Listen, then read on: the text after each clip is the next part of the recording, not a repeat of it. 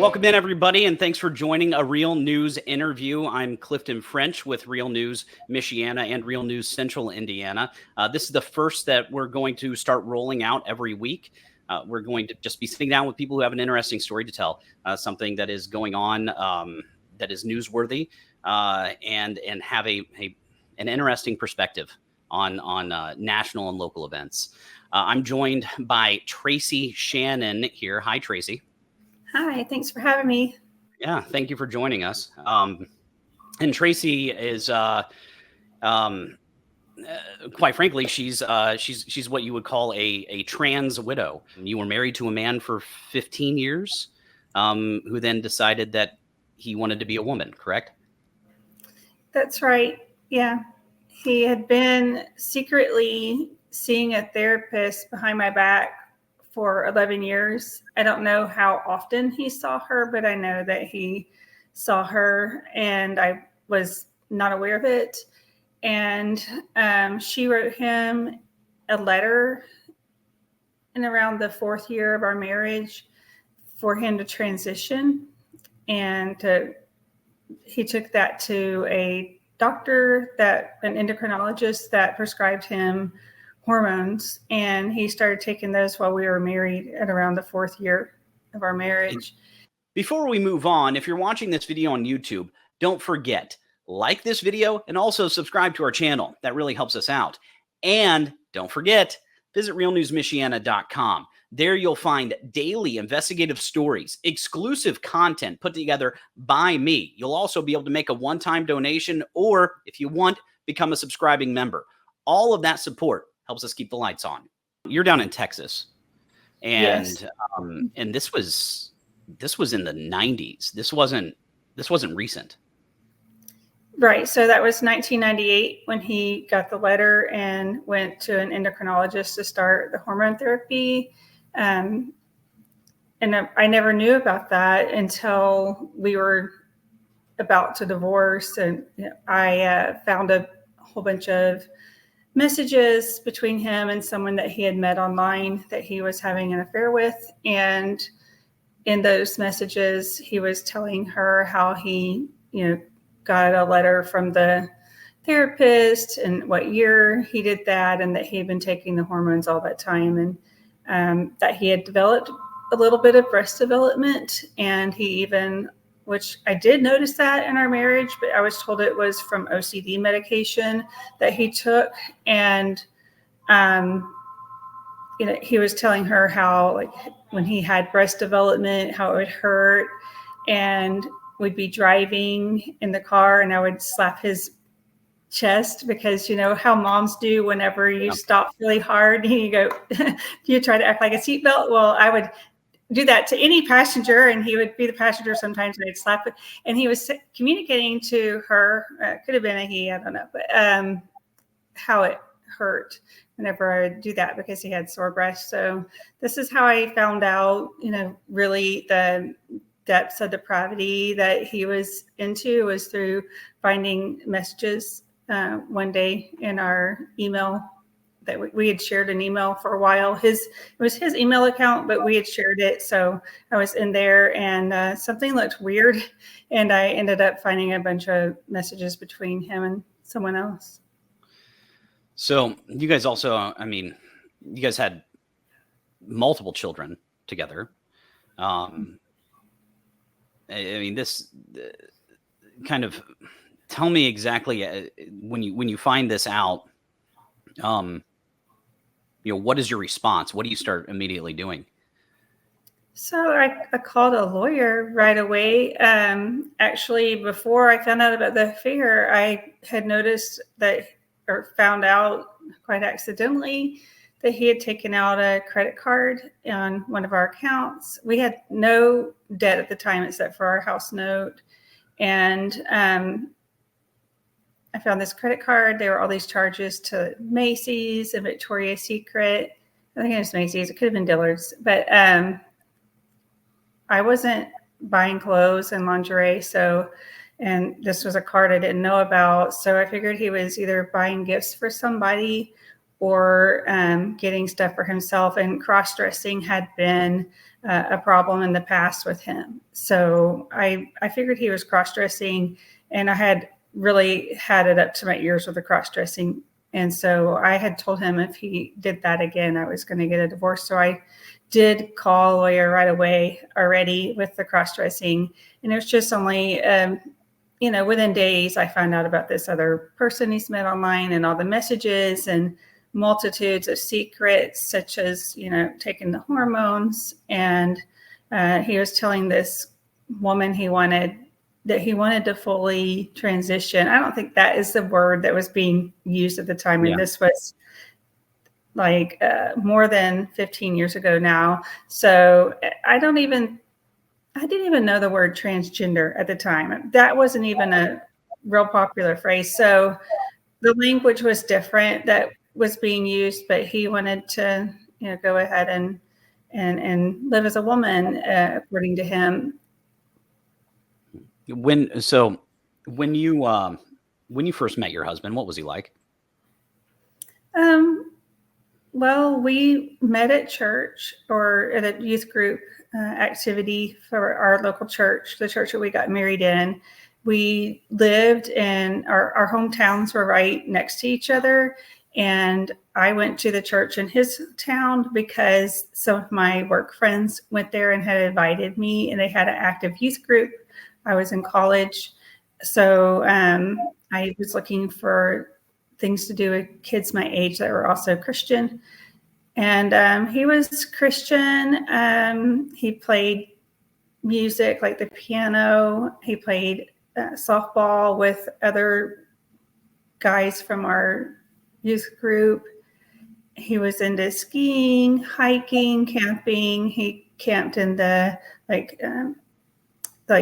I don't know if they call it, but he would just backpack and camp. So so he was not light in his loafers, so to speak. He was not the most masculine man, but he wasn't feminine. So he enjoyed sports and all that. I would not have I didn't feel like he was feminine or anything like that, but he was kind of shy, reserved, and initially just had offered to give me a ride home or back to school whenever we had car trouble in my family. So my mom used it since I didn't really use it much at school. So I asked him if I could get a ride back with him because he had offered multiple times to give me a ride, and I didn't need one. So after that, he kept trying to spend time with me, and he was nice. He was very attentive, thoughtful, it seemed like, and he would, plan fun and inexpensive dates. We were in college, so he was just really love bombing me, I guess. And I didn't really want to date anyone at that time. I was kind of done with that, but he was so nice to me, and he wanted to be more than friends, he said. And so I decided to give that a try. And then before long, we were in love. So when did that start to change? When did you start to notice issues? You were saying there was cross-dressing that was a problem. How far into your marriage did that occur? There was nothing before marriage. I would say about 9 months in, something came up. I can't remember exactly what it was at this time, but that's the first time that I felt like there was this, something that was making me uncomfortable. And I don't know if I used the term cross-dressing even at that time, but I believe it was shaving his legs was the first thing that happened. And he was very pushy about this. He was trying to find out how I'd feel about it. I didn't want him to shave his legs. He made excuses for needing to shave his legs. He said it would, his hairs were bothering him at work. He had a field job at the time. It was like a starting engineering job, hand augering wells out in the field. And he said, "Oh, my jeans are pulling my leg hairs out." So I've never heard of such a thing. Of course, I'm not a man. I don't have hairy legs. And I just said, I don't think that if you do that, I'm going to want to sleep in the same bed with you and feel the prickly hair, prickly legs. So if you do that, that's going to be a turnoff, and I'm not going to sleep in the same bed.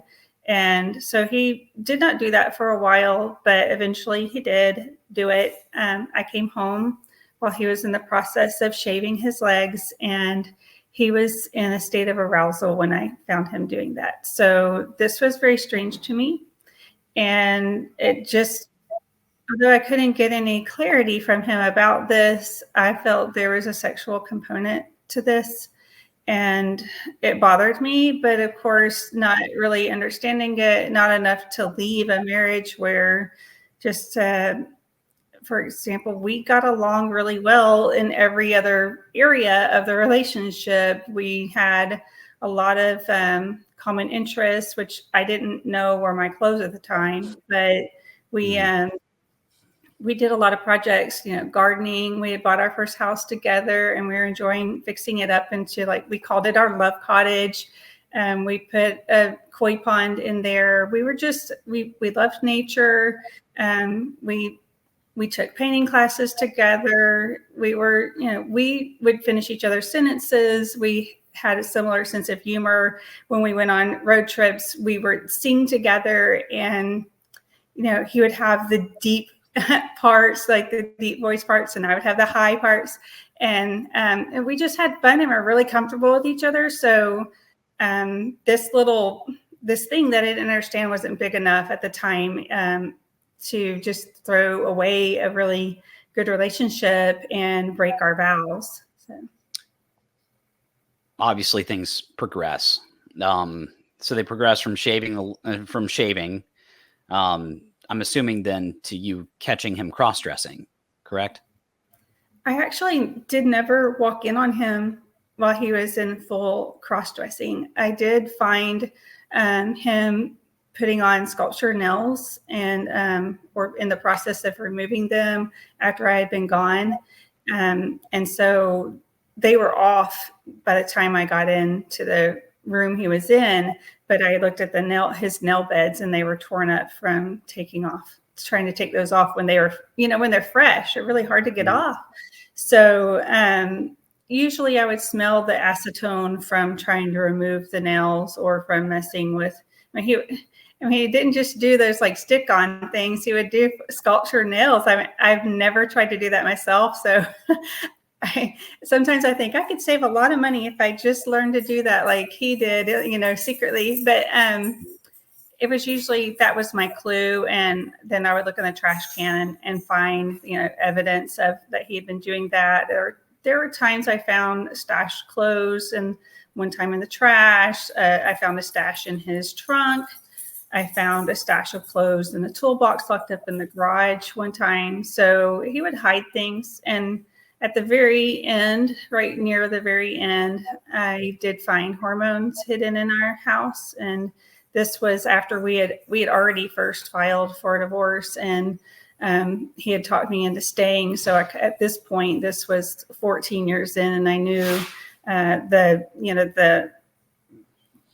bad the issue was at this point. But he said he wanted to be the man that God ordained him to be. So I stayed like 8 months longer and trying to work things out, going to marriage counseling. But he was just continuing to hide things from me, and I was continuing to find them. Not really looking usually. He would I've looked at some of the stuff you've written and some of your interviews. You explained that he was emulating you. He was learning from you. He was copying. Right. Yeah, he would stand behind me while I was doing my makeup. So I'd be in the mirror doing my makeup, and he'd be right behind me, kind of leaning in the door frame, talking to me. And I always thought this was like so nice that he wanted to have conversation with me while I'm getting ready. Most husbands would be rushing you, maybe watching some football while you're finishing up. Some men will just, be very patient as long as they can watch sports while you're getting ready. But he always would come and stand there and watch me and have a conversation. I just thought he wanted to hear what I had to say, or and he liked spending time with me, but he was really watching to see how I did everything. That's what I learned later through the messages that I read. And then after we were split, I noticed how he was imitating just my hair style and, trying to look like me. He had nose job, he had his chin done, and he had breast implants. So he ended up having bigger breasts than me. I would, and by the way, I would encourage anybody who's listening to this to go to your Twitter page and look at the picture that you posted of you and him side by side. Yeah. Because it appears he was trying to become you, right? It did seem that way. Everybody said that at the time. My father was probably the first person to say it to me. Everyone was afraid to say that to me because they thought it would upset me. And it did upset me that he was trying to look like me. I did already think that, but no one had said it out loud until my dad said, he's trying to look like you. And once that was out, everybody, everyone in my family felt comfortable to say, yeah, that he is. And my friends said, yeah, he's really trying to look like you. And, the last thing I really wanted to hear at that time was that he was succeeding at looking feminine, because he really wasn't. And when someone said he's trying to look like you, I would hear, oh, he's trying to look like a woman. I really hate for people to say, oh, he's so pretty or something, because he's really not. He might be able to take a decent still picture from time to time, but he does not look like a woman in person. His mannerisms are not feminine. He does try to imitate, or he did used to when I was around him. It's been a long time now. But try to imitate my mannerisms. I used to laugh like a little girl, like this. And he would do that. I was shyer when I was younger, and I would cover my mouth, ha, ha, ha. And he would do the same kind of laugh, and just different mannerisms I noticed that he was doing after we were apart. That, oh, wow, he's totally picked up something that I used to do.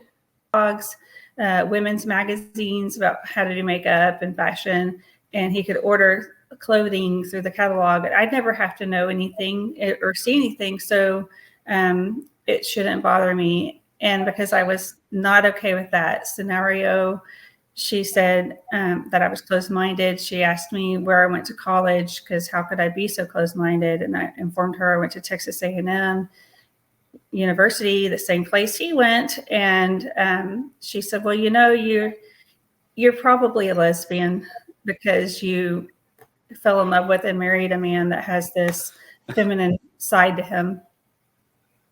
Yeah. So it's you, right? It's you. That's fantastic. Oh my gosh. I'm assuming you didn't see her for very long, correct? Right. I can't recall if we went back to her. I do remember I told him I was never going back to her, but she did recommend a book that day that for us to pick up. And I was supposed to read it before the next visit. And it was a book called My Husband, Betty. I actually still have it. Don't know why I hung on to that book, but it is kind of interesting to look back on it. But the reason I couldn't finish the book, and the reason it wasn't helpful, and by the way, I had to go to this store in the neighborhood to get this book. It was like an adult bookstore. There was all kinds of sex stuff and gay men walking around everywhere. I felt really uncomfortable. So it's a specialized store. You just don't pick this book up, at least back then at the Barnes & Noble. So the book is about this woman who actually used to have lesbian relationships, and now she's married and her husband is wanting to cross-dress, and it's all about how, she's cool with that. And she did mention that it even begins to feel like she's losing the man she married. She did mention that very early in the book, that he would be in the role of Betty more often, and that did bother her. But for me, I couldn't see myself like going on dates with my husband dressed as a woman, doing bedroom stuff with him and, presenting as if he were female. I mean, obviously the clothes are going to come off and it's going to be a man. And the whole idea of being with a woman is a turnoff to me, or being with a man that's cross-dressed or even wearing lipstick.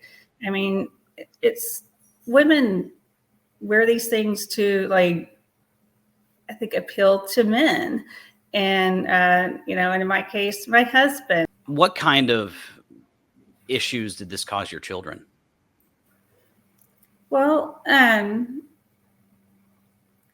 obviously just boundary issues for one. Growing up, there was just, if dad could be dishonest all the time, then being dishonest is the standard. I mean, their dad is just living dishonest life. And so it was very hard with the children, kind of countering that entitlement to just be dishonest because it benefits you in some way, because that is definitely what was modeled by their father. And as far as hurting them, this caused just major psychological issues with all of my children for many years. And I don't think that they'll be done dealing with how this has affected them until they've lived their whole adult lives. We will not even know how it's affected them until they live their entire lives, but it definitely does affect them even into their adult lives. My daughter has OCD and anxiety. She developed trichotillomania, which is pulling out hair, such as your eyelashes, your hair on your head, and eyebrows. She developed another picking disorder relating to picking your skin. One of my kids attempted suicide and ended up in the mental hospital for several weeks. And another one committed suicide, did not commit suicide. Sorry, I misspoke, but tried to attempt to run in front of a truck. And he was not successful. He didn't get treatment except for with the therapist. And between the three kids, I have 4 kids, but between the older 3, which were with him, there were 6 suicide attempts. They're all adults now, correct? Yeah, they're adults. And if you met them, you wouldn't know that they had so many issues growing up. But they still have some things. I think if you're in a closer relationship with them, you would notice that there's some things going on that need to be worked through. They all 3 still do not like to talk about this issue, even with me. They do not like to get emotional. Do they have a relationship? Do they have a relationship with their father? So my oldest does not, and does not care to. And it's just been too heartbreaking for him. The middle one does, but it's less than it was before, because he's noticed on his own. They have to kind of realize things on their own, like the level of manipulation and deceit. And he's experienced that in his own relationship with his father, being dishonest with him. And then the youngest, which is my daughter, she has a relationship with him, probably more than the others, but even she has grown more distant recently, just when she recognized some dishonesty and manipulation going on.